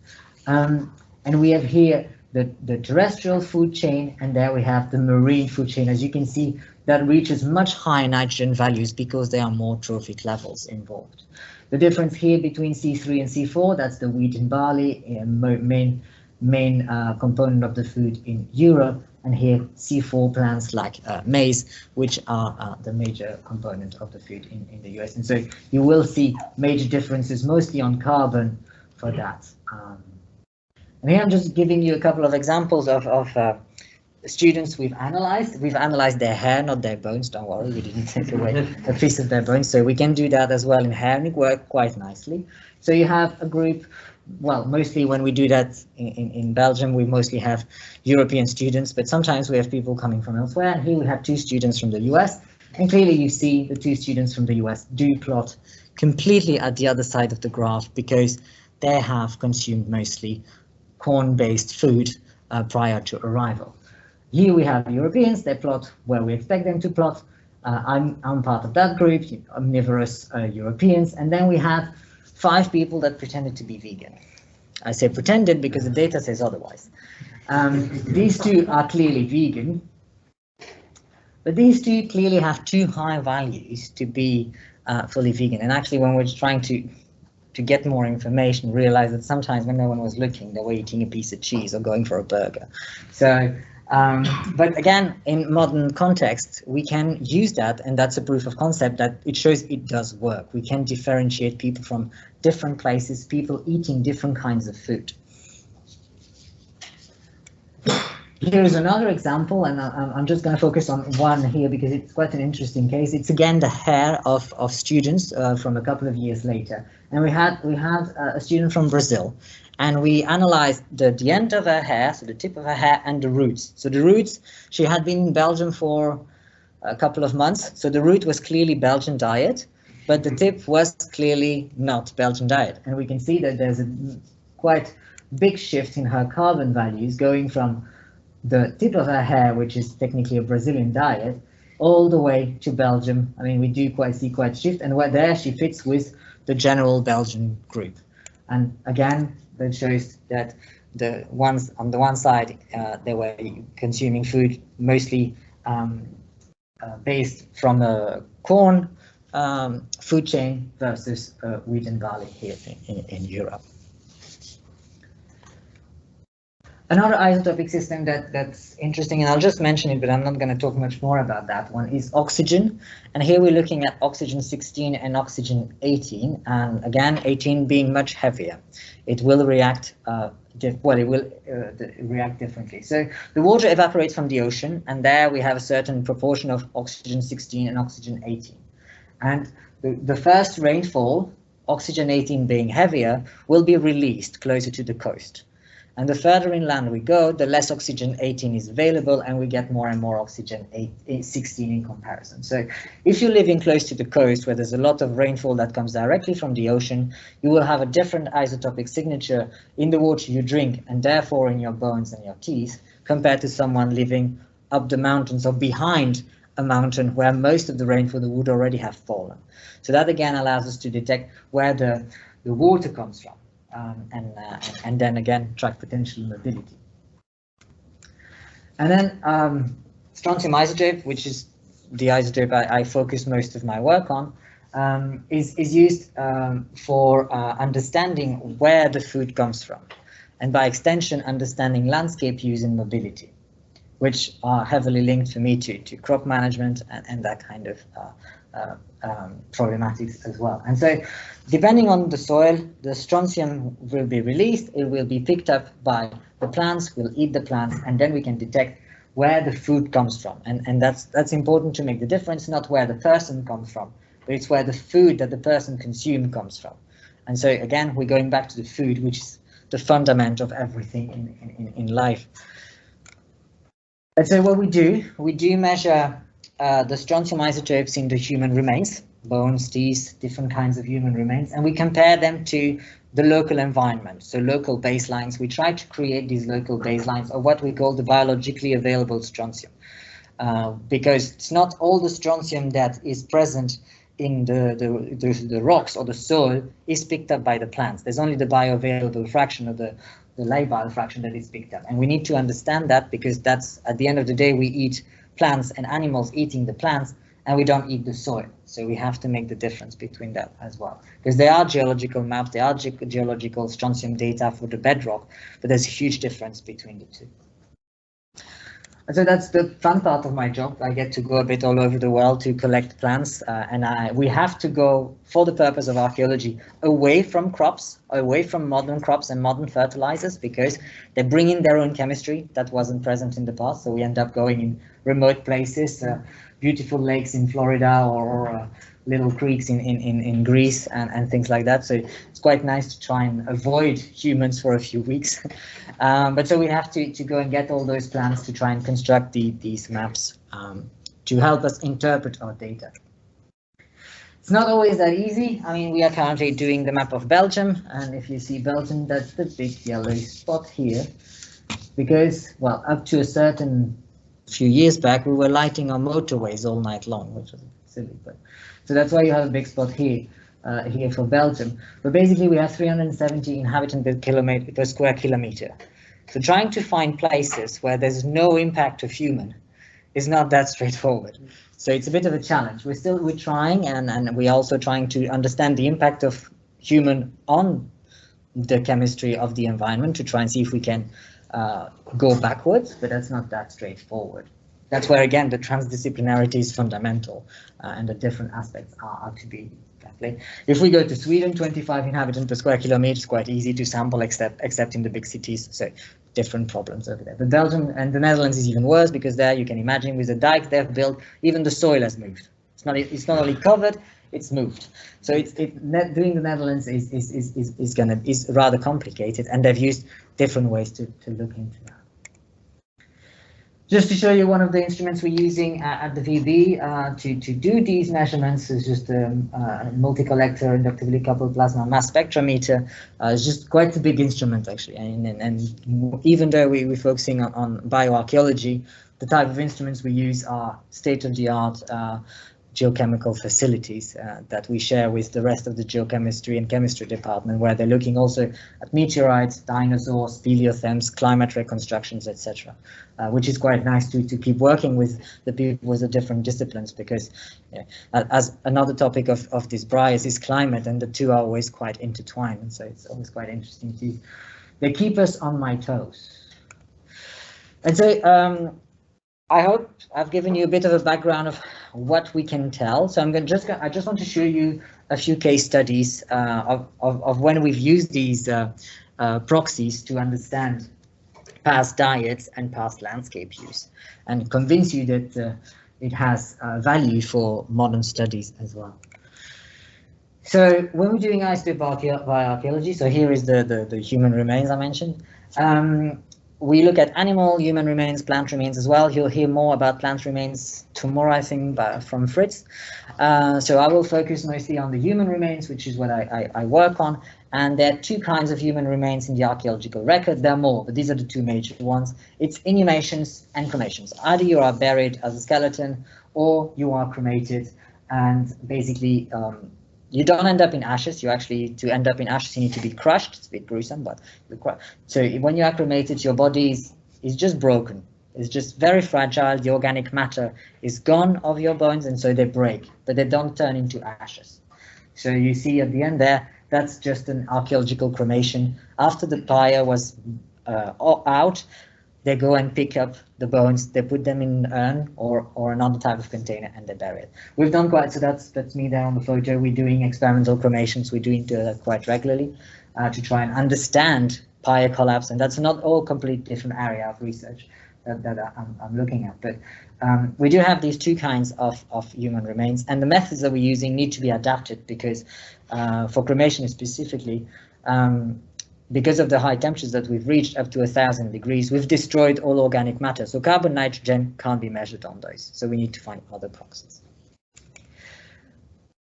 So one, and here I'm looking at inhumations. Here is the Mesolithic Neolithic transition. We basically, when we go, to keep it very, very simple, and if I say that, maybe some archaeologists will kill me, but it's a transition from hunter-gatherer to farming. It's oversimplifying, but overall it's that. It's when we go from going around the landscape, gathering fruits, hunting animals and fishing, towards a village where there are crops, where we keep our animals. And isotopically, we can detect that, and it helps us understand how fast such process occurred and how homogenized it was, or how homogeneously it was accepted by a population. So you can see here, this is the Mesolithic. There are not that many data points, but more and more are coming, and they're confirming this trend, where there's a huge variation in carbon isotopes. So they're just eating what's available. You know, if you're a bit more inland, a bit less fish. If you're closer to the coast, a bit more fish. And so you have wide variation. And here in the UK, when we reach this line here, 5,200 BP, which is basically the date that, according to different proxies, the Neolithic, the farming tradition arrived in the UK, there's a drastic contraction, and it stays that way for quite a while, which means there was a general adoption of farming and in that society at a particular point in time. And that's quite interesting that isotopically we see these massive contraction. Another example here is the Atlantic coast of Iberia, and you see here in the Mesolithic, we're hunting and fishing. You can see, well, that's the value of the fish in the area. So you can see there's quite a lot of spread between the terrestrial food and the marine food, so quite a bit. And then if we go to the Neolithic, a contraction. Here with a few exceptions, but there's a clear contraction towards the terrestrial values. And the difference we see here is what I mentioned, the trophic level. These are the animals, so the humans eating the animals are higher up. We don't expect a match between the two. We expect a trophic level, and that's what we see here, more or less. Here we see much more, which means there's quite a large input of fish in those. And here the input of fish maybe for these, but for the others it's almost absent. And so we see that kind of complete abandonment of fishing, even in coastal areas, which is not yet fully understood, but it's clearly there. And it must show that the crops that they were planting were mostly successful, and that they managed to probably, succeed some domestication and some improvement of the crops through time. And here another example is we're going through to the Bahamas, in pre-Columbian Bahamas, and here we are using carbon isotopes, so again, diet marker, to see if there's a difference between different groups of the population. And we didn't expect that, but there we see that males have higher carbon values than females, which probably means they had more fish than the females. So that was quite interesting. We didn't expect to see that in that time. But what was more interesting is actually when we had a look at the chronology throughout the time, we could see again quite rapidly from the earlier period higher values. These are these tiny islands. They're very narrow. So you are in the sea. You are at the coast. Fish is there. It's just there. So you expect them to have fish. And surprisingly, after 2 centuries of presence, there's a very big decrease in the amount of fish consumption there. So there are 2 options: either they abandon fish, or through the first 2 centuries, they've killed all the major big fish, and there are only small fishes left, which have much lower isotopic values. And so again, we need more research for that, but through the isotopes, we can clearly see a shift in diet. Is it a wish or a consequence of too high fishing? That needs to be further investigated, but again, we can detect shifts in diet. Just checking. And here in Spain, again, we're looking at the late Neolithic area, where in the same area, so it's very small, this is 10 kilometers. So, well, here we are basically 10 kilometers on 30, so rather a small area. And we have 2 types of burials. People are buried on the one hand in caves, and on the other hand in monuments. And what was very interesting to see is that basically the people buried in that very small areas, but in different funerary type of burials, had complete different diets and weaning practices. And so we can detect that with the nitrogen isotopes, and basically people buried in the caves were weaned their children much less time than people buried in other types of burial.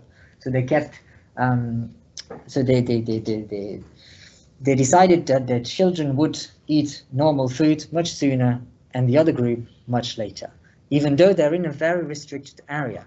And their diet is massively different. We don't see difference between males and females, but we see a massive difference in diet between the 2 groups. And they're living, it's 10 over 30 kilometers. They're contemporary, same period. So there is clearly a distinction. We don't yet fully understand it, but there is clearly a distinction between the 2 groups that is not, and that diet was also influencing the burial rite they were following later on.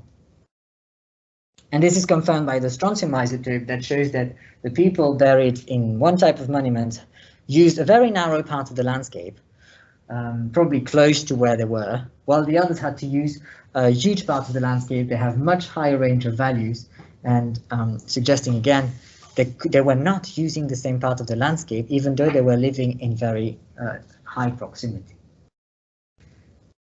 And here just I have 2 more examples, and this one is in the UK, and we were trying to understand animal management that time, not human, but animal management, and trying to understand. We have a small area. This is again very small area. We are 10 kilometers here again, so this is probably 50 over 50. So again, quite a small area. And we have 4 sites, 2 in the blue and 2 here up. And what we see is that basically the animals growing in this area had lower values in nitrogen compared to those living here. And this is important because we thought initially that the animals were managed for the whole community, for the four sites, and actually it's not the case.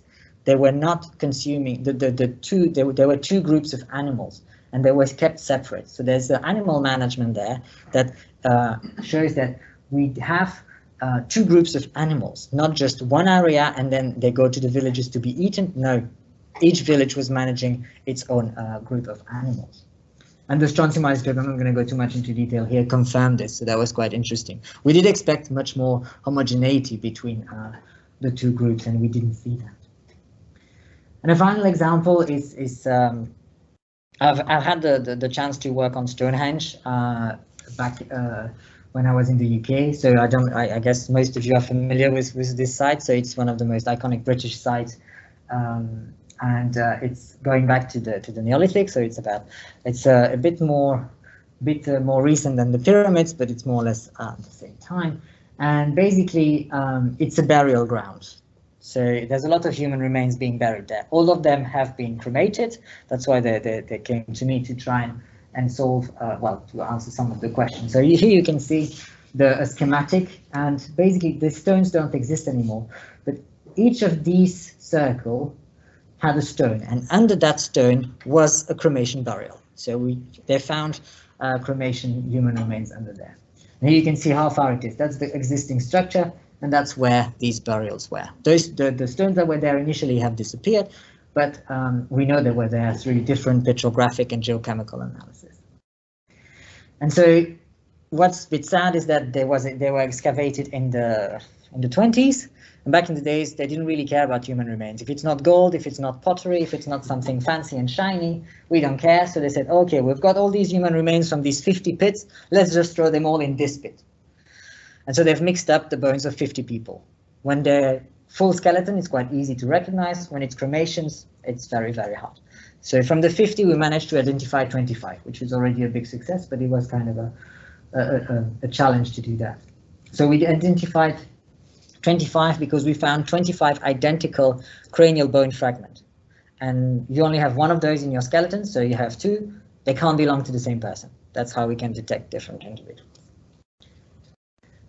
And we know that the stones under which these bones were came from there. That's been shown several times and it's quite confirmed. And that is in Wales over here. And if you go on Google Maps, about 55 hours of travel by foot without a stone to go all the way there. So you needed to want to go there with the stone. So the question was were the stones traveling, or were the people traveling, or were they also sourcing their food over there? You know, what's the link with all these? And what we saw, we did measure the baselines, the plants around Stonehenge. These are the values, and then we measured the plants around the quarry where the stones came from, and they're quite different. That's interesting to start. So they have different signals, so we can detect them. And if these are the 25 humans, and as you can see, there's a huge spread in the 25 humans. And if we do the model of where their food might have come from, so these are kind of models that I can't make them, but I'm working with statisticians. They're fundamental for every research. And you can see that for some of them, the food can come from Stonehenge and other areas, but Stonehenge is a match. But this one here, for example, the food of that person cannot come from Stonehenge. So clearly that person was sourcing its food somewhere else.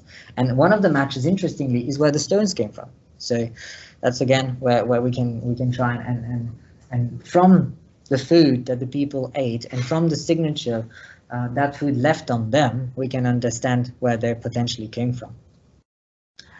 And so we are applying this kind of research to a wide range of sites across Belgium and Europe. And so there's two main projects at the moment going on at the VUB and at ULB as well, that try to look into that and to gather more and more data, to get big data, to try and understand how this is all going on and how it links with climate change as well, because that's an important factor. How does this impact human diet and human mobility?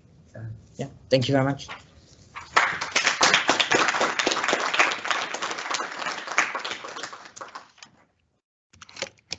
Thank you, Christophe, for that nice presentation. I guess you have a diversity panel of BrIAS fellows here. We might ask permission to take few words of them. Our speakers have not finished yet, so we have the answer question session during 20 minutes now. So what I would suggest, if you might come back in front of the stage and to receive the questions. If you are tired, you can sit. Oh, trick stools. Okay, so we will start with a question from the audience here. And I will alternate with a question from the public, from the chat. Yes, Marianne. And I have a question from Christophe. Thank you for the presentation. It was really exciting to listen to this. I was wondering whether the isotopes from wild plants differ from the isotopes from domesticated plants, because you mentioned the transition between hunting, gardening, and farming. You show that there is a huge clustering, but maybe there is also something at play with the origin of the plants. Yeah, so Maybe Christophe, you can come close to the computer and maybe try to rephrase the question. So differences between wild. If there are differences isotopically between wild and domesticated plants, there are different factors that are at play. It's how much water they receive, how much manure they receive. I think exactly the same plant before and after domestication wouldn't really have that much of a difference, not one that we could detect anyway. But it's true that wild plants are often different types as well. We have pulses and we have different kind of plants that can have different isotopic ratios. The biggest difference in the shift there we see is probably less and less fish and animal proteins involved in diet, and a main reliance on agricultural crops for food. That's mainly why we have that contraction. I was looking for an explanation for the fact that they all of a sudden abandon a lot of their animal food sources since they are farmers. I still don't understand why exactly they've done this. Why is always a very difficult question in archaeology, because we don't have a time machine and we can't go and interview them and ask, why did you do that? These are observations that we have, and we can just provide hypotheses and suggestions about why this is the case. There are different, there are suggestions that some societies considered fish taboo. Still see it today. Certain religions don't want certain meats to be eaten. We eat fish on. Some people eat fish on Fridays. There are certain cultural aspects. Is that at play in that case? I'm not fully sure. It's something that is, again, I'm not a full archaeologist, if you want. I'm a bit more in between. So I always rely on the help of archaeologists and historians to refine those kind of interpretations. So maybe I don't know if there might be some people online there that for Lechtkamp that might provide more information, or Fritz, about specifically that kind of questions. Okay, so the next question. So we're gonna pick one question online.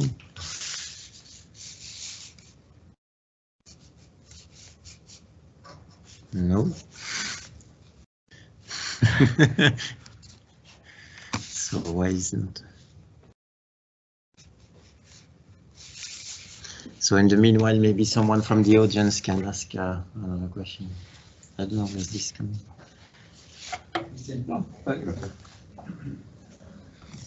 Maybe you can come close to the to the computer. We will try to have this fixed another time. Yeah, so they can see. Okay, so you can Okay. speak in front. Yes. Who is your question? Yes, it's a question for Seth. Oh, I have super. a question for Seth and another one for Amaury.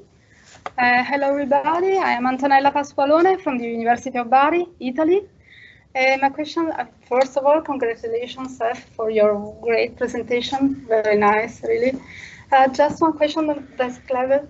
Why did you focus so much on the word success? Also in the survey, it's so important to define what you mean, what we, all of us, mean for success. Why is that so important? And for Amaury, I don't know how much did you obtain now currently for your breeding lines, but if the material is enough, did you perform some bakery trials with maybe with the participatory group of bakers, or not yet, or if not, if you plan to do, and if you find some differences between those indexes that you said for artisanal baking and industrial baking. Okay, thank you. Go ahead. Yeah, okay. So not yet. The crosses were made only in 2021, so we won't be able to bake this variety until a few years. But it is clearly a question that we are asking ourselves, and we are planning on maybe doing some of this type of analysis. We have already a master's student who did his master thesis on a related subject, and from what he found out, there was a bigger influence of the baker practice methodology, his way of baking, rather than the variety, at least in this trial, on the qualities of the bread.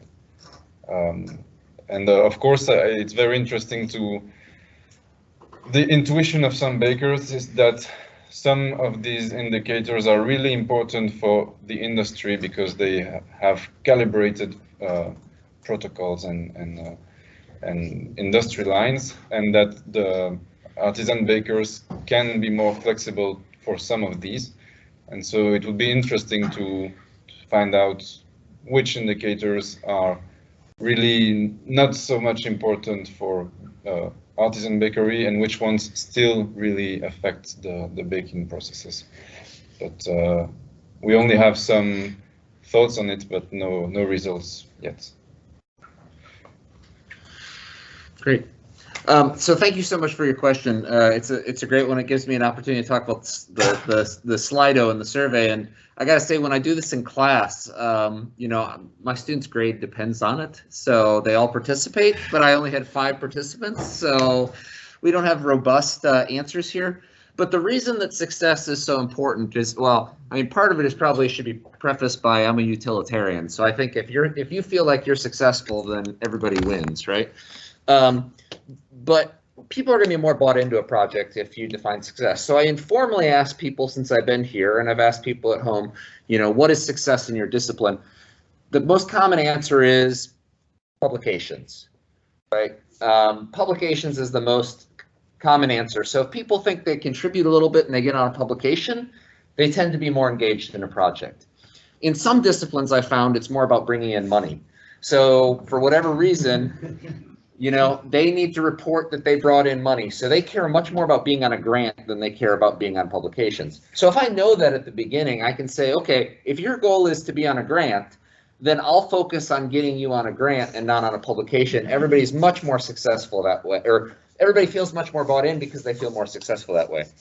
When I look at the answers, I mean, I just got one pulled up. I'm going to look over Christian here. So if you participate in the poll, you should be able to read the answers.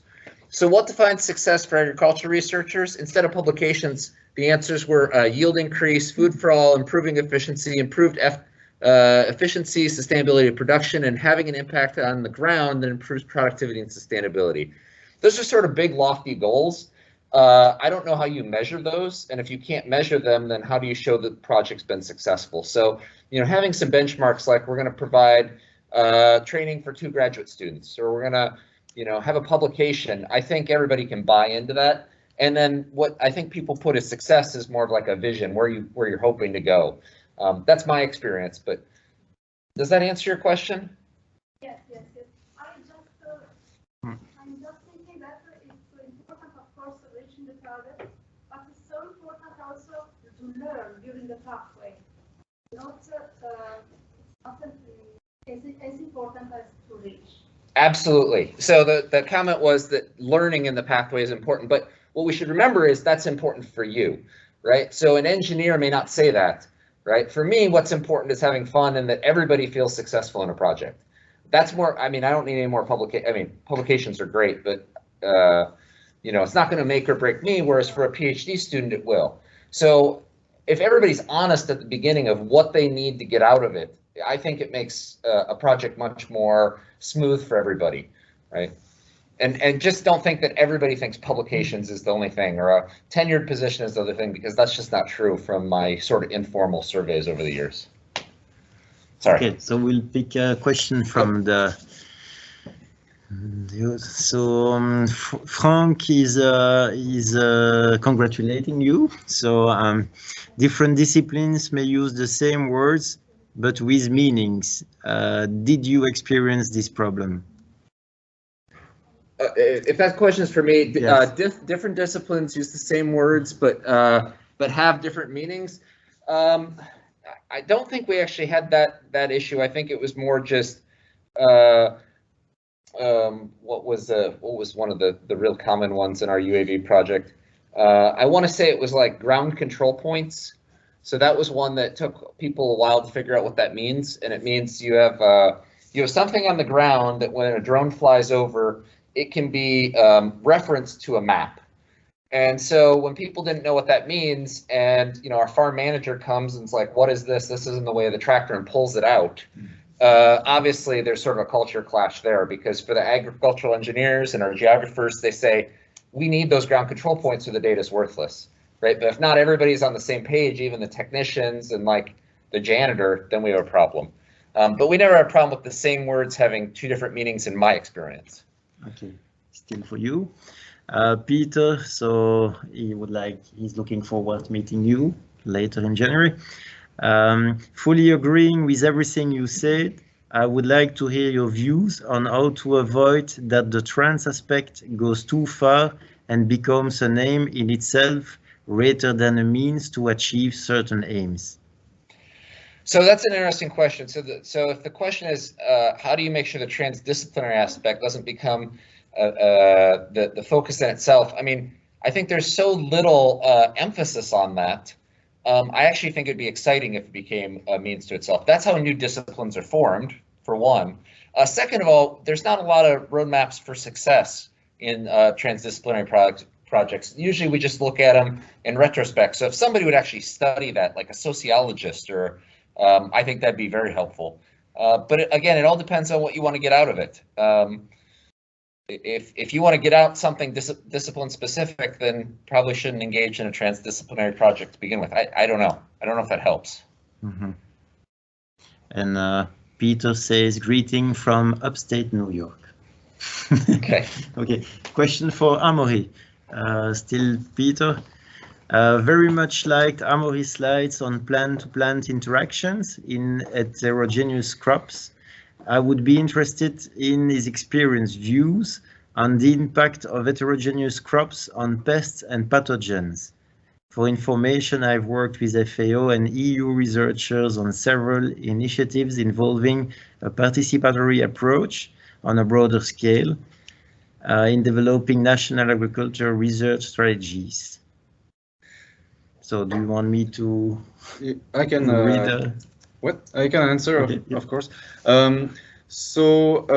Actually, we don't focus that much on the pests and pathogens, although it has been one of the main focus actually in publications for this idea of heterogeneous cropping. And generally what comes out of publications is that it has a beneficial impact. In our case, we didn't focus on this partly because we wanted to look at other things, because I think it's been already quite covered. I mean, of course, you can always find out more, but we wanted to look at other things. But one thing we looked at was lodging, which is not a pest of the pathogen, but it's kind of also a damage to the crop. And we did find out that diversity in heights of the plants could help to better resistance to lodging. So I hope that answers your question.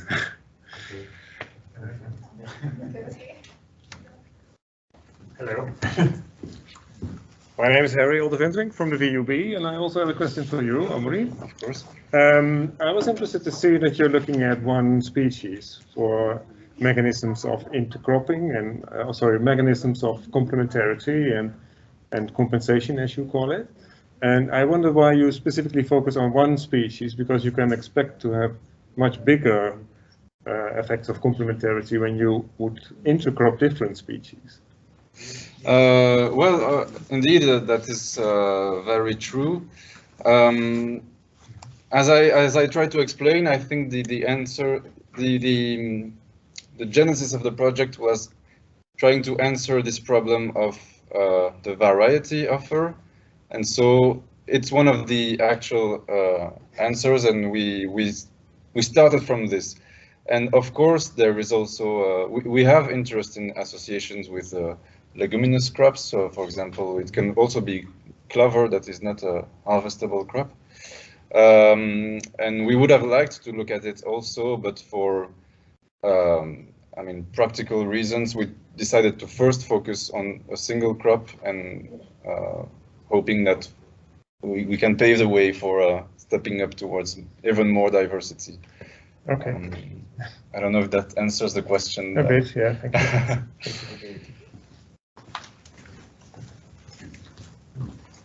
Hello. So I have a question for Christophe. So if you have ever seen any correlation between the amount of carbon, or the two different species of carbon, and the development, or the ideas of the development of the society in which this skeleton were found, or even worse, climate. And then I have another, small question for if you need any concepts for baking science. I have a bachelor, master, and PhD in baking. I'm a long year, I'm son of baker. Okay. So if you need a third view on the way the baker can influence the data, I can educate on that. Thank you. Well, there are a lot of parameters that can influence what people are eating. So we do see differences within a society across time. How do we define them? Is it a change forced by climate, a change forced by depletion in certain resources, or a change decided by cultural or societal aspects? So we see that it's not always easy to pinpoint. Sometimes, there might be a climate change and a diet changed. Are these linked or not? Is it coincidental? It's not always that straightforward. We do observe them, we try to interpret them, but we need more than just the data that I showed today. Isotopes are just one parameter towards understanding how these changes occur. So it's important to look at material culture, to look if they are available. The texts, historian texts, are quite important as well.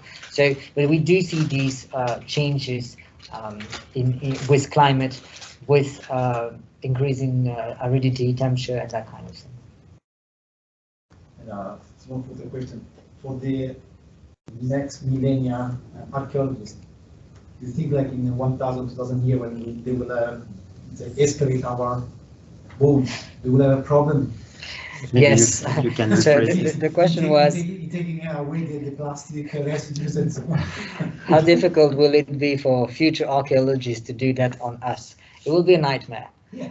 Because there's so much at the moment that is linked to personal preferences, and that is very difficult to find generalization. I mean, in the same family, you can have people being vegan, eating a lot of fish, eating a lot of meat in the same family. You can have in the same family a husband and a wife, a husband being cremated, a wife being buried whole. It's very complicated, and I think it will be a challenge. I hope they find other methods to study us, but we're definitely leaving a mess for them and a complex puzzle. But hopefully we're leaving a lot of texts, so that should help them in that way. Actually, I want to complementary to this. Like, what would be the difference, like, to analyze like short periods and long periods of food composition of our bodies, like a tissue thing, like what you said about the bones and about the hair and this stuff, and also what would be the approach to interview the candidates, like the Brazilian girl that there has difference in their hair, as you answered one of the questions, we couldn't interview someone in the past, but we could interview very well someone in our time. So how it would help in our research conclusions. So there were two questions. The first one is, how can we detect, if I understood well, changes in diet on a narrow scale or a long scale? So that depends indeed on the tissues. So if you have well-preserved mummy and you have hair and skin, you can look at the latest phase of a diet person because you have hair that have grown the last few weeks or nails that have grown the last few weeks of a person's life. And if you're lucky, you even have gut content, like in several bog bodies or Icemans that have been found. In most cases, however, we are limited to teeth and bones, but fortunately teeth grows during our childhood and our adolescence, and our bones reform throughout our lives. So if we're going to look at our bones, we're going to look at our adult life. Well, if we look at our first molar, we're looking at our childhood, and if we look at our third molar, we're looking at our adolescence. So by comparing those three, first molar, third molar, and bone, we can look at how our diet changed throughout our lives. So that's how we do it.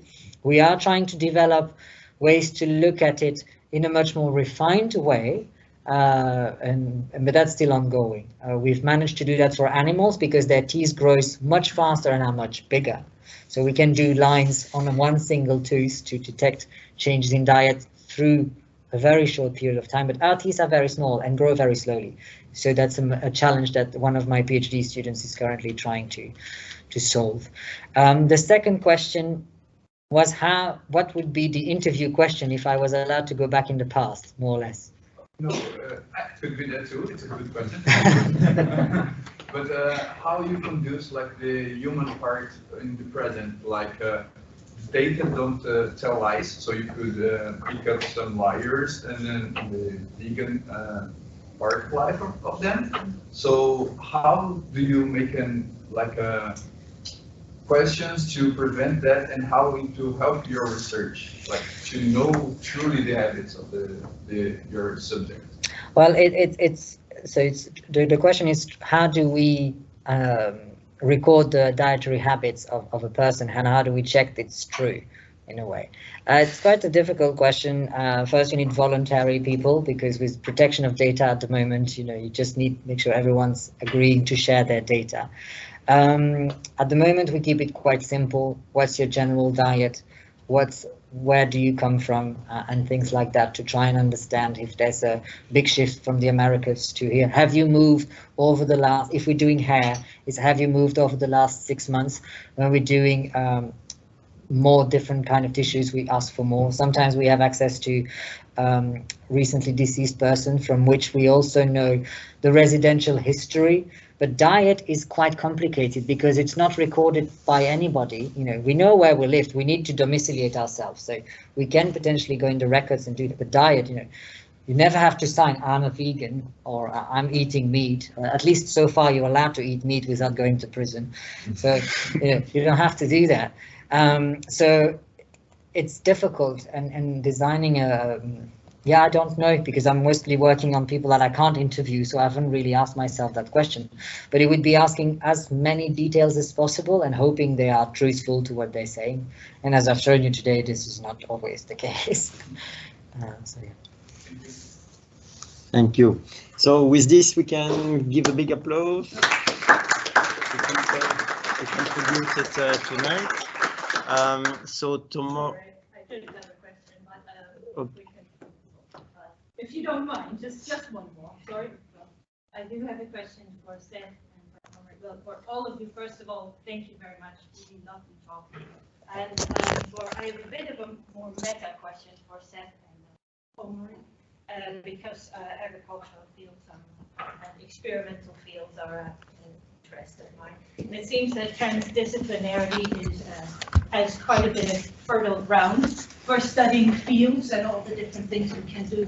And Omri mentioned that actually getting onto the field helped refine and reform some particular research questions for your PhD. I want to ask a little bit more of a meta question of how that has helped you develop there. And then with Seth, dealing with a much a huge diversity of scholars from aeronautics and engineering of all sorts. Do you actually get them out on the field, and does that help from on the smaller level refine your research questions, and then at a higher level your research design, and then much larger managing these quite enormous projects? So I would love it if you could take me through that a little bit. So before they are answering, so I remind you that tomorrow at 10 a.m. we have Eating from the Wild program, and this is going to be online. So I just didn't hear the last part of your question.